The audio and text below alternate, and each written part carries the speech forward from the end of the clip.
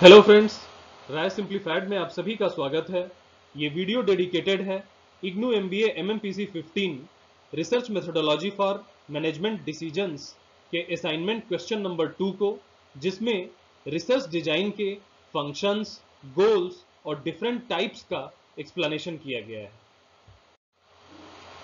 मेरा ये एम है कि आप सभी को टू द पॉइंट, क्रिस्प और क्वालिटी कंटेंट मिनिमम टाइम में प्रोवाइड करूं, जिससे कि आप इनेबल हों एटलीस्ट 3 to 4 पेजेस अपने खुद के शब्दों में असाइनमेंट में लिखने के लिए। और अगर इससे related question term and exam में भी आता है तो आप कुछ लिख सकें और ये कंटेंट आपको परमानेंटली याद रहे। जैसा कि इग्नू के असाइनमेंट सारे इंपॉर्टेंट एस्पेक्ट्स को कवर करते हैं और एग्जाम्स के लिए भी इक्वली इंपॉर्टेंट है, इसलिए मेरा आप सभी से यही सजेशन है कि आप निश्चित रूप से इन असाइनमेंट की डीप स्टडी करें। ये वीडियो डेडिकेटेड है उन सभी एस्पिरेंट्स के लिए जिनके पास काफी लिमिटेड टाइम है, मगर वो एमबीए परस्यू करने के लिए डिटरमाइंड है। ये कंटेंट कंप्लीटली फ्री है। मेरा बस आप सभी से यही निवेदन है कि आप सभी इस चैनल को सब्सक्राइब करें, ताकि मैं फ्यूचर में भी इससे रिलेटेड कंटेंट बनाने के लिए मोटिवेट रहूं। क्वेश्चन है, what are the functions and goals of research design? Discuss different types of research design. तो इस क्वेश्चन में हम रिसर्च डिजाइन के फंक्शंस, गोल्स और टाइप जानने के पहले रिसर्च डिजाइन को समझेंगे कि रिसर्च डिजाइन क्या होती है, इसकी डेफिनेशन क्या होती है।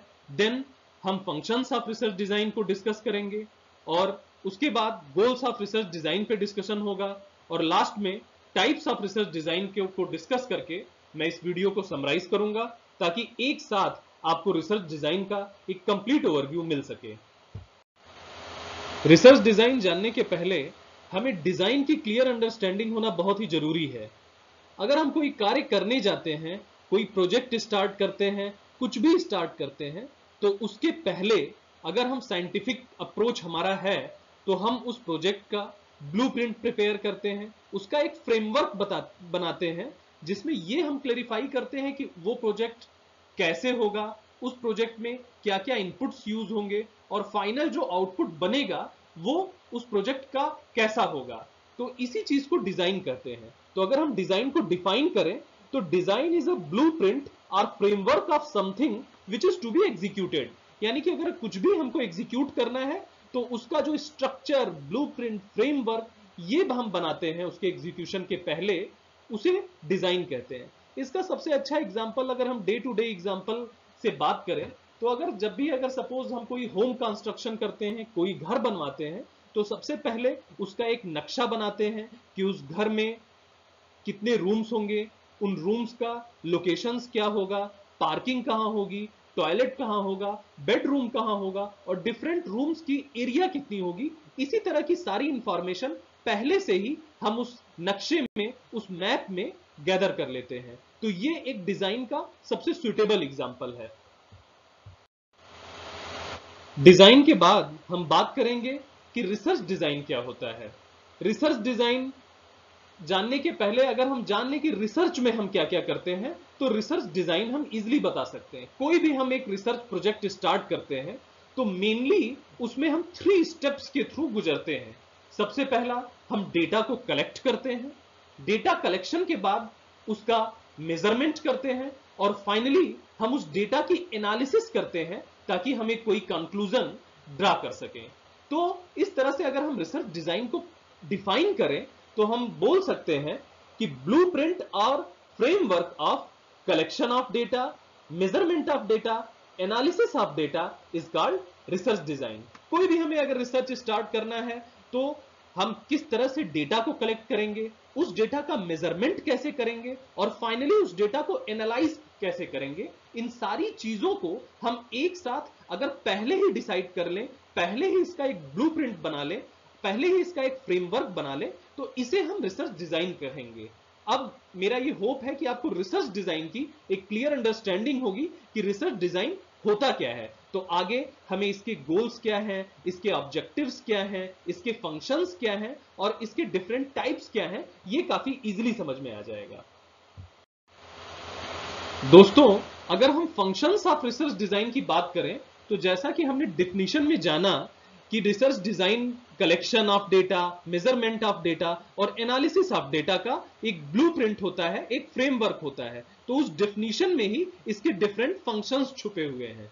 अगर हम वन बाय वन डिस्कस करें तो कलेक्शन ऑफ डेटा, अगर हम ये पहले से ही डिसाइड कर लें कि जो हम डेटा कलेक्शन करेंगे उसमें हम इंटरव्यूज मेथड का यूज करेंगे, फॉर्म्स अपने ऑडियंस से भरवाएंगे, सोशल मीडिया पे जो ऑडियंस का, जो यूजर्स का बिहेवियर है वो मॉनिटर करेंगे, या हम नॉर्मल जो ऑब्जर्वर रहेगा वो जो भी एटमॉस्फेयर में हो रहा है वो ऑब्जर्व करेगा। तो इन सारे मेथड्स में से कौन सा हम मेथड पहले सेलेक्ट करेंगे, तो एक ये रिसर्च डिजाइन इस चीज को बताता है कि डेटा कलेक्शन का मेथड क्या होगा। इंटरव्यू होगा, फॉर्म मेथड होगा, सोशल मीडिया मॉनिटरिंग होगी या ऑब्जर्वेशन मेथड होगा।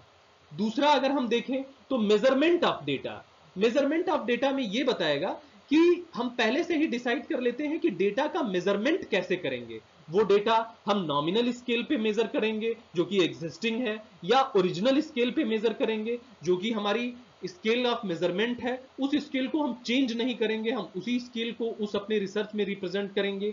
रेशियो स्केल का यूज करेंगे, यानी कि कोई हम एक स्टैंडर्ड मान करके उससे कंपैरिजन करके उससे एक रेशियो निकाल करके किसी स्केल का यूज करेंगे, या इंटरवल स्केल का यूज करेंगे, या हमें पता है जैसे डिफरेंट डिफरेंट इंटरवल्स पे हम डेटा का कलेक्शन करेंगे।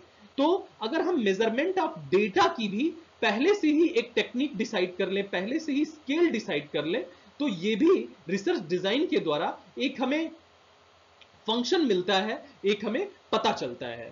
तीसरा है एनालिसिस ऑफ डेटा। सिमिलरली जैसा हमने कलेक्शन ऑफ डेटा को पहले से ही डिसाइड कर लिया कि किस मेथड का यूज करेंगे, मेजरमेंट ऑफ डेटा को भी डिसाइड कर लिया कि किस मेजरमेंट डेटा का यूज करेंगे, किस स्केल का यूज करेंगे। सिमिलरली एनालिसिस ऑफ डेटा में हम प्रॉब्लम को देख करके ये पहले ही जस्टिफाई कर लें कि हमारी एनालिसिस क्वालिटेटिव रहेगी या क्वांटिटेटिव रहेगी। क्वालिटेटिव का मींस है हमारे क्वेश्चंस काफी सब्जेक्टिव होंगे, हम इंटरव्यूज का यूज करेंगे, और क्वांटिटेटिव का मतलब है कि डेटा एनालिसिस करते समय हम नंबर्स का, ग्राफ्स का, चार्ट्स का, स्टैटिस्टिकल टूल्स का अगर यूज करें तो इसको हम एनालिसिस ऑफ डेटा से रिसर्च डिजाइन का एक बहुत ही इंपॉर्टेंट फंक्शन निकल करके आता है।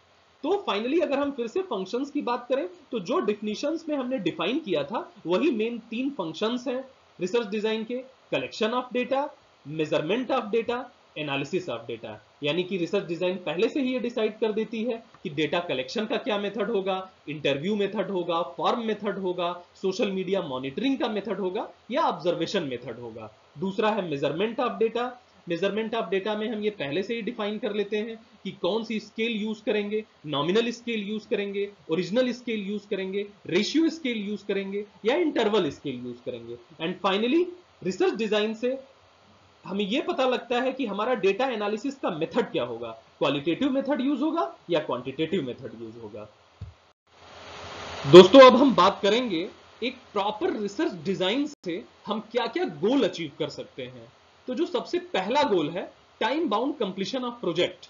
जैसा कि हमने पढ़ा कि हमने रिसर्च डिजाइन में पहले से ही डेटा एनालिसिस का, डेटा कलेक्शन का और डेटा मेजरमेंट का मेथड डिसाइड कर लिया है, तो हमारा टाइम जो है वो वेस्ट नहीं होगा और हम एक टाइम बाउंड मैनर में प्रोजेक्ट को कंप्लीट कर सकते हैं। जो दूसरा सबसे बड़ा इसका गोल है to get the best solution of research problem. Research design करते समय हमारे पास डिफरेंट अल्टरनेटिव मेथड्स होते हैं कि किस किस मेथड का हम यूज कर सकते हैं एक प्रॉपर रिसर्च डिजाइन करते समय। तो रिसर्च डिजाइन के ही टाइम पे हम उस बेस्ट सॉल्यूशन, बेस्ट मेथड का यूज कर सकते हैं जिसमें हमें इजीली मिनिमम टाइम में, मिनिमम एफर्ट में, मिनिमम कॉस्ट में हमें वो रिजल्ट मिल जाए। तो रिसर्च डिजाइन इस तरह से बेस्ट सॉल्यूशन देती है रिसर्च प्रॉब्लम का।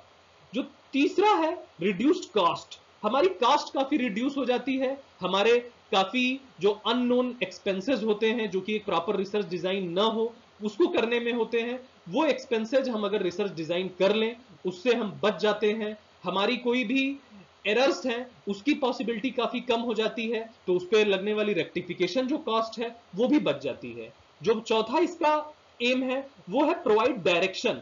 एक प्रॉपर रिसर्च डिजाइन से हमें इजीली आगे बढ़ने में सहायता होती है कि एक रिसर्च में अगर हमें डिफरेंट स्टेप्स को फॉलो करने हैं तो हम उस रिसर्च डिजाइन के थ्रू, उस फ्रेमवर्क के थ्रू, उस ब्लूप्रिंट के थ्रू इजीली हम अपने डायरेक्शन को चूज करके हम अपने फाइनल एम पे पहुंच सकते हैं। और जो इसका लास्ट गोल है, मैक्सिमम यूटिलाइजेशन ऑफ रिसोर्सेज, ये सब ऊपर के हम अगर चारों गोल्स को अचीव कर लेते हैं तो हम क्या कर रहे हैं, फाइनली हम अपने जो भी अवेलेबल रिसोर्सेज हैं उसका मैक्सिमम यूटिलाइजेशन कर रहे हैं रिसर्च डिजाइन से। तो इस तरह मुझे लगता है कि आप सभी को समझ में आया कि different goals of research design क्या है। एक तो time bound completion of project है, दूसरा इससे हमें बेस्ट सोल्यूशन मिलता है जो भी डिफरेंट अल्टरनेट्स हैं रिसर्च प्रॉब्लम का, तीसरा एक रिड्यूस्ड कॉस्ट में, मिनिमम कॉस्ट में हम मैक्सिमम इफिशियंसी अचीव करते हैं, चौथा इससे हमें डायरेक्शन मिलती है कि हमें कैसे आगे बढ़ना है, किस किस स्टेप में, किस किस मैनर में हमें आगे बढ़ना है, और लास्टली इसके द्वारा हम अपने रिसोर्सेस का मैक्सिमम यूटिलाइजेशन कर पाते हैं। तो मैं होप करता हूं कि इससे हमें डिफरेंट जो गोल्स हैं रिसर्च डिजाइन के वो काफी क्लियर हुए होंगे। दोस्तों अब हम बात करेंगे टाइप्स ऑफ रिसर्च डिजाइन के। तो रिसर्च डिजाइन मेनली 3 टाइप्स की होती है। जो सबसे पहला टाइप है वो एक्सप्लोरेटरी रिसर्च डिजाइन है, दूसरा है डेस्क्रिप्टिव रिसर्च डिजाइन, और तीसरा है कॉजल या एक्सपेरिमेंटल रिसर्च डिजाइन। आगे की स्लाइड्स में मैं 1 बाय 1 इन सारी रिसर्च डिजाइंस को with examples and with figures आपको एक्सप्लेन करूंगा, जिससे कि आपको एक क्लियर अंडरस्टैंडिंग मिले कि एक्सप्लोरेटरी रिसर्च डिजाइन क्या है, डेस्क्रिप्टिव रिसर्च डिजाइन क्या है, और कॉजल या एक्सपेरिमेंटल रिसर्च डिजाइन क्या है। दोस्तों अगर हम एक्सप्लोरेटरी रिसर्च डिजाइन की बात करें तो इस डिजाइन का यूज तब किया जाता है, उस टॉपिक में किया जाता है जिसके बारे में या तो हमें लिमिटेड इंफॉर्मेशन हो या तो कोई भी इंफॉर्मेशन नहीं हो। इसमें हम ट्रायल एंड एरर अप्रोच का यूज करते हैं, क्योंकि हमें उस कंटेंट के बारे में, उस सब्जेक्ट के बारे में, उस टॉपिक के बारे में कोई भी नॉलेज नहीं है, इसलिए हम ट्रायल एंड एरर अप्रोच का प्रयोग करते हैं और 1 बाय 1 अपने अप्रोच को चेंज करते जाते हैं, और फाइनली उस अप्रोच पे हम जाकर के रेगुलराइज करते हैं, उस अप्रोच का हम सिलेक्शन करते हैं जो अप्रोच मोस्ट ऑप्टिमम जो सोल्यूशन है देता है। तो इसमें हम ट्रायल अप्रोच एरर का यूज करते हैं। ये बिगिनिंग फेज ऑफ स्टडी, ये किसी भी स्टडी का, जैसे हमने जाना कि इसमें उसी टॉपिक का यूज कर रहे हैं जिसके बारे में हमें कोई इंफॉर्मेशन नहीं है या काफी लिमिटेड इंफॉर्मेशन है, तो ये उस स्टडी का एक बिगिनिंग फेज बनती है। Further it is a guide for future research, ये इन फ्यूचर जो भी रिसर्च होने वाली है उसमें एक रिसोर्स बनती है, उसके लिए जो फ्यूचर रिसर्चर्स हैं इसे एज अ रेफरेंस ट्रीट करते हैं। तो ये फ्यूचर रिसर्च के लिए भी एक गाइड का काम करती है। क्या? Exploratory research design. अगर अब हम इसके एग्जाम्पल की बात करें तो ये काफी इजीली आपको समझ में आएगा। जैसे कोविड-19 पैंडेमिक सबसे पहली बार आया, कोविड-19 के पहले ये कोविड-19 कभी नहीं आया था वर्ल्ड में, तो ये हमारे लिए काफी नया था, इसके बारे में स्टडी नहीं हुई थी। तो अगर हम इसके impact of covid on global economy की चर्चा करें तो ये बिल्कुल ही नया था। तो इसके लिए जिस रिसर्च डिजाइन का यूज किया जाएगा, एक्सप्लोरेटरी रिसर्च डिजाइन, इसके लिए मोस्ट ऑप्टिमम रिसर्च डिजाइन होगी, क्योंकि कोविड-19 के पहले इस कंटेंट के बारे में हमें कोई भी इंफॉर्मेशन नहीं थी, और हम इस इंफॉर्मेशन, इस एक्सप्लोरेटरी रिसर्च डिजाइन के बाद ही अगर कोई रिसर्च डिजाइन क्रिएट करेंगे, कोई रिसर्च करेंगे, तो हम इसका यूज कर पाएंगे। तो ये काफी अच्छा एग्जांपल है एक्सप्लोरेटरी रिसर्च डिजाइन का। दोस्तों अगर अब हम डेस्क्रिप्टिव रिसर्च डिजाइन की बात करें तो जैसा कि नाम से ही स्पष्ट है, डेस्क्रिप्टिव रिसर्च डिजाइन उस एस्पेक्ट का, उस कंटेंट का एक हमें कंप्लीट 360 डिग्री व्यू देती है, कंप्लीट ओवरव्यू देती है। डेस्क्रिप्टिव रिसर्च डिजाइन में मेनली फोकस किया जाता है व्हाट पे, यानी कि जो जो इंफॉर्मेशन अवेलेबल है उन सारी इंफॉर्मेशन को गैदर करके हम एक कंक्लूजन निकालना चाहते हैं। इसलिए हम ये कह सकते हैं कि डेस्क्रिप्टिव जो रिसर्च डिजाइन है, इट डिस्क्राइब्स व्हाट। नेक्स्ट है इट डजंट डिस्क्राइब व्हाई। इसमें हम किसी इंफॉर्मेशन को, कोई अगर इवेंट हो रहा है वो क्यों हो रहा है इस पे चर्चा नहीं करते, जस्ट उस इवेंट के डिफरेंट एस्पेक्ट्स क्या हैं उसको थॉरली कवर करते हैं।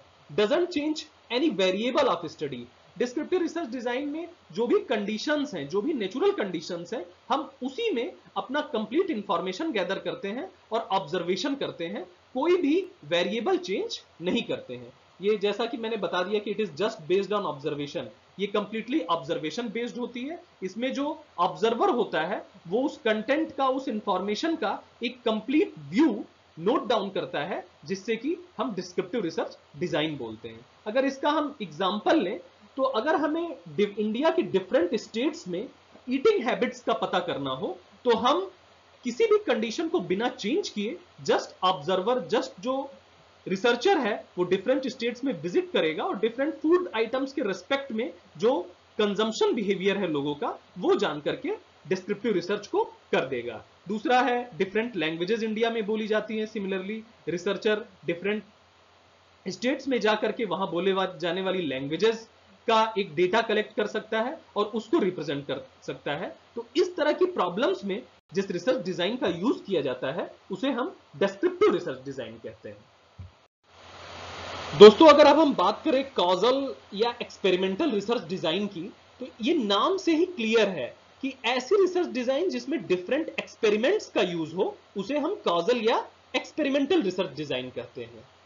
इस रिसर्च डिजाइन में जो मेन फोकस होता है वो वाई पे होता है। जैसे कि लास्ट वाले रिसर्च डिजाइन में हमने देखा, डिस्क्रिप्टिव रिसर्च डिजाइन में हमने देखा कि मेन फोकस जो है वो व्हाट पे है, बट इस रिसर्च डिजाइन में मेन फोकस जो होता है वो वाई पे होता है, यानी कि कोई अगर इवेंट हो रहा है तो वो क्यों हो रहा है, इस चीज का कंक्लूजन देती है कॉजल या एक्सपेरिमेंटल रिसर्च डिजाइन। इसीलिए इसको कॉजल रिसर्च डिजाइन कहते हैं, क्योंकि ये कॉज पे जा रही है, ये वाई पे फोकस कर रही है। नेक्स्ट, कॉजल या एक्सपेरिमेंटल रिसर्च डिजाइन में हमें दो चीजों को पता होना काफी जरूरी है। पहला है डिपेंडेंट वेरिएबल जिसे हम इफेक्ट कहते हैं, और दूसरा है इंडिपेंडेंट वेरिएबल जिसे हम कॉज कहते हैं। इस रिसर्च डिजाइन में हमें क्या होता है, क्या करते हैं हम कि डिफरेंट इंडिपेंडेंट वेरिएबल्स यानी डिफरेंट कॉज की वैल्यूज पे हम डिपेंडेंट वेरिएबल में जो भी चेंज होता है वो मेजर करते हैं, और इससे जो डेटा मिलता है उससे हम ग्राफ प्लॉट करके एक कंक्लूजन को डेराइव करते हैं। अगर अब इसका हम एग्जांपल लें तो ये सीधा ही हमको समझ में आ जाएगा, इजीली समझ में आ जाएगा कि डिपेंडेंट वेरिएबल क्या होता है यानी इफेक्ट क्या होता है, और इंडिपेंडेंट वेरिएबल यानी कि कॉज क्या होता है। सपोज हम अपने वॉल्यूम की को, मोबाइल के वॉल्यूम की को प्रेस करके मोबाइल का वॉल्यूम इंक्रीज कर रहे हैं, तो इस केस में हमारा वॉल्यूम की को प्रेस करना इंडिपेंडेंट वेरिएबल यानी कि कॉज है, और वॉल्यूम का बढ़ना वो डिपेंड कर रहा है वॉल्यूम की को प्रेस करने पे। तो जो वॉल्यूम का बढ़ना है वो डिपेंडेंट वेरिएबल या इफेक्ट है। तो इस तरह से हमें क्लियर समझ में आया कि ये क्या चीज है कॉजल या एक्सपेरिमेंटल रिसर्च डिजाइन। दोस्तों लास्ट में मैं बहुत जल्दी से इस वीडियो को समराइज करूंगा ताकि आपको ये पूरा जो रिसर्च डिजाइन क्या होती है, उसके फंक्शंस क्या हैं, गोल्स क्या हैं, टाइप्स क्या हैं और उसके एग्जांपल्स क्या हैं, आपको एक साथ समझ में आए और आपको ये लंबे समय तक मेमोराइज रहे। तो सबसे पहले हमने जाना कि रिसर्च डिजाइन क्या होती है। तो रिसर्च डिजाइन कुछ भी नहीं है, अगर हम डेटा के कलेक्शन का, मेजरमेंट का और एनालिसिस का जो मेथड है उसका ब्लूप्रिंट, उसका फ्रेमवर्क पहले से ही डिसाइड कर दें कि हम किस डेटा कलेक्शन मेथड का यूज करेंगे, किस डेटा मेजरमेंट मेथड का यूज करेंगे और किस डेटा एनालिसिस मेथड का हम अपने रिसर्च में यूज करेंगे, तो इस चीज को हम रिसर्च डिजाइन कहते हैं। हमने डिफरेंट फंक्शंस को जाना, सेम है, डेटा का कलेक्शन, उसका मेजरमेंट और उसकी एनालिसिस, ये है डिफरेंट फंक्शंस रिसर्च डिजाइन के। हमने गोल्स को जाना कि रिसर्च डिजाइन करने में चूंकि हम सारी चीजें पहले से ही डिसाइड कर लेते हैं तो हमें अपने टारगेट को टाइमली अचीव करने में मदद मिलती है। दूसरा, जो भी हमारे पास डिफरेंट अल्टरनेट्स अवेलेबल हैं उससे उस अल्टरनेट्स में हमें बेस्ट सॉल्यूशन प्रोवाइड कराती है रिसर्च डिजाइन। इससे टाइम, एफर्ट और कॉस्ट ये तीनों मिनिमाइज हो जाती है, और फाइनली ये सब करने से जो हमारे रिसोर्सेज हैं उनका हम ऑप्टिमम यूटिलाइजेशन कर पाते हैं रिसर्च डिजाइन से। हमने डिफरेंट टाइप्स को जाना, जो सबसे पहला था वो एक्सप्लोरेटरी रिसर्च डिजाइन था। उसमें हमने जाना कि अगर कोई ऐसा कंटेंट है जिसके बारे में या तो कोई इंफॉर्मेशन अवेलेबल नहीं है या तो लिमिटेड इंफॉर्मेशन अवेलेबल है, तो उस केस में हम एक्सप्लोरेटरी रिसर्च डिजाइन का यूज करते हैं। जैसे इस डिजाइन को यूज करने में हम एक trial error, hit and trial method का यूज करते हैं। जो मेथड सबसे मोस्ट सुटेबल होता है उस पर स्टिक करके हम आगे बढ़ते हैं। ये जो एक्सप्लोरेटरी रिसर्च डिजाइन है, जो फ्यूचर के रिसर्च होने वाले हैं उनमें गाइड बनती है और उसके लिए एक रेफरेंस का काम करती है। ये किसी भी स्टडी के, किसी भी टॉपिक का एक बिगिनिंग फेज को दिखाती है। इसका सबसे अच्छा एग्जांपल हमने लिया कोविड-19 का जो पैंडेमिक आया था, अगर उसका हमें एक ग्लोबल इकोनॉमी पे जो असर है, जो इंपैक्ट है, वो मेजर करना है, तो वो अपने आप में बिल्कुल नई चीज है, क्योंकि कोविड-19 बिल्कुल नया था। तो इसकी जो स्टडी हम करेंगे वो एक्सप्लोरेटरी रिसर्च डिजाइन से करेंगे। जो दूसरा हमने देखा डिस्क्रिप्टिव रिसर्च डिजाइन, नाम से ही क्लियर है, ऐसी रिसर्च डिजाइन जो किसी टॉपिक को कंप्लीट एस्पेक्ट्स को कवर करती है, सारी चीजों को बताती है, उसे हम डिस्क्रिप्टिव रिसर्च डिजाइन कहते हैं। इसमें हमने जाना अनलाइकली जो हमारा एक्सपेरिमेंटल रिसर्च डिजाइन है जो कि वाई पे फोकस करती है, डिस्क्रिप्टिव रिसर्च डिजाइन व्हाट पे फोकस करती है। इसका सबसे अच्छा एग्जांपल्स हमने देखा कि अगर हमको डिफरेंट ईटिंग हैबिट्स लोगों की पता करनी है इंडिया में, तो हम बिना किसी कंडीशन को चेंज किए हम वहां पे जा करके सैंपल कलेक्ट कर सकते हैं, और इस केस में हम डिस्क्रिप्टिव रिसर्च डिजाइन का यूज करेंगे। लास्टली हमने जाना कि एक्सपेरिमेंटल या कैजुअल रिसर्च डिजाइन क्या होती है। तो इस केस में ऐसी रिसर्च डिजाइन जिसमें डिफरेंट एक्सपेरिमेंट्स का, डिफरेंट प्रैक्टिकल्स का यूज हो किसी कंक्लूजन में पहुंचने के लिए, उसे हम एक्सपेरिमेंटल रिसर्च डिजाइन कहते हैं। इसमें हम डिपेंडेंट और इंडिपेंडेंट वेरिएबल्स का यूज करते हैं। डिपेंडेंट वेरिएबल को इफेक्ट कहते हैं, इंडिपेंडेंट वेरिएबल को कॉज कहते हैं। इंडिपेंडेंट वेरिएबल की डिफरेंट वैल्यूज पे हम डिपेंडेंट वेरिएबल में जो करस्पॉन्डिंग चेंज है उसको मेजर करके एक ग्राफ प्लॉट करते हैं, और इससे हम कंक्लूजन ड्रा करते हैं। इसका सबसे अच्छा एग्जांपल हमने देखा कि सपोज हमें अपने मोबाइल के वॉल्यूम की को प्रेस करके वॉल्यूम को बढ़ाना है, तो इसमें वॉल्यूम की को प्रेस करना इंडिपेंडेंट वेरिएबल यानी कि कॉज है, और वॉल्यूम का बढ़ना डिपेंडेंट वेरिएबल यानी कि इफेक्ट है। तो इस तरह से हमने डिफरेंट टाइप्स, उसके एग्जांपल्स और सारी चीजें इसमें समराइज की। मैं आपसे ये निवेदन करता हूं कि इसी तरह से डिफरेंट एस्पेक्ट को एमएमपीसी 15 के, एमएमपीसी 16 के और भी जो एमबीए के पार्ट्स हैं उनको मैं कवर किया हूं। आप जरूर मेरे चैनल पे जाएं और उनको देखें। एग्जाम देने के पहले, असाइनमेंट के पहले जरूर ये कंटेंट आप देखें, इससे आपको काफी हेल्प मिलेगी, और निश्चित ही मैं ये होप करता हूं कि आप सक्सेसफुल होंगे। मैं अब ये होप करता हूं कि इस वीडियो को देखने के बाद आप इनेबल होंगे अपने शब्दों में एटलीस्ट 3 to 4 पेजेस असाइनमेंट में लिखने के लिए। अगर इस टॉपिक से रिलेटेड क्वेश्चन एग्जाम में आता है तो भी आप लिख सकते हैं, और ये कंटेंट आपको परमानेंटली याद रहेगा। मेरा आप सभी से सिर्फ इतना ही निवेदन है कि प्लीज इस चैनल को सब्सक्राइब करें, लाइक करें, शेयर करें और कमेंट करें, ताकि इन फ्यूचर भी मैं इस तरह के वीडियो बनाने के लिए मोटिवेट रहूं और नए नए कंटेंट आप सभी के सामने लाऊं, और एमबीए से रिलेटेड जो भी एस्पेक्ट्स हैं उन सभी की एक थारो रिप्रेजेंटेशन आपके सामने प्रेजेंट करूं। Thank you.